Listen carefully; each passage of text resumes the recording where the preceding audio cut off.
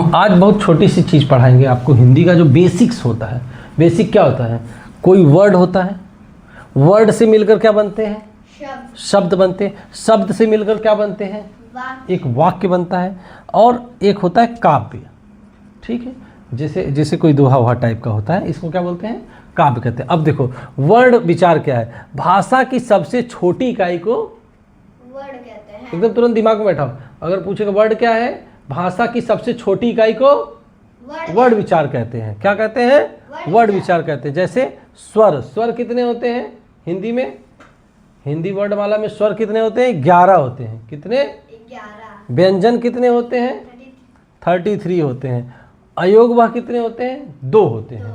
ठीक है, तो ये क्या हो गया? वर्ड विचार। भाषा की सबसे छोटी इकाई वर्ड विचार कहलाती है। भाषा की सबसे छोटी इकाई वर्ड विचार कहलाती है। जैसे अ, आ, क, ख, ग, घ, तो ये सब क्या है? ये वर्ड हैं। क्या है?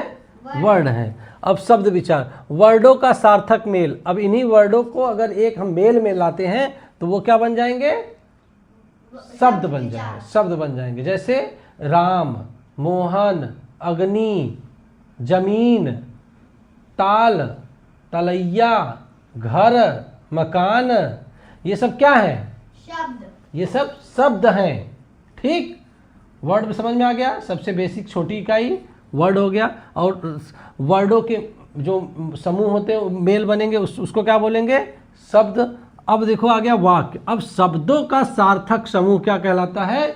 वाक्य कहलाता है। जैसे मोहन घर जाता है, ये क्या बन गया? एक वाक्य बन गया।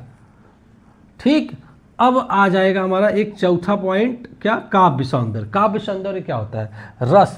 रस से क्या होता है? काव्य का आनंद मिलता है। ठीक है, जैसे प्रेम रस। रस कई तरीके के होते हैं, प्रेम रस, वीर रस, हास्य रस। ठीक है, और उसके बाद छंद होते हैं, लयबद्ध रचना होती है। ये अलंकार क्या होते हैं? काव्य का क्या करता है? काव्य के आभूषण होते हैं। काव्य की क्या होते हैं? आभूषण। आभूषण से क्या होता है? आभूषण से क्या होता है? सुंदरता बढ़ती है। अगर हम अपने शरीर पर किसी आभूषण को क्यों पहनते हैं भाई? सुंदरता बढ़ाने के लिए।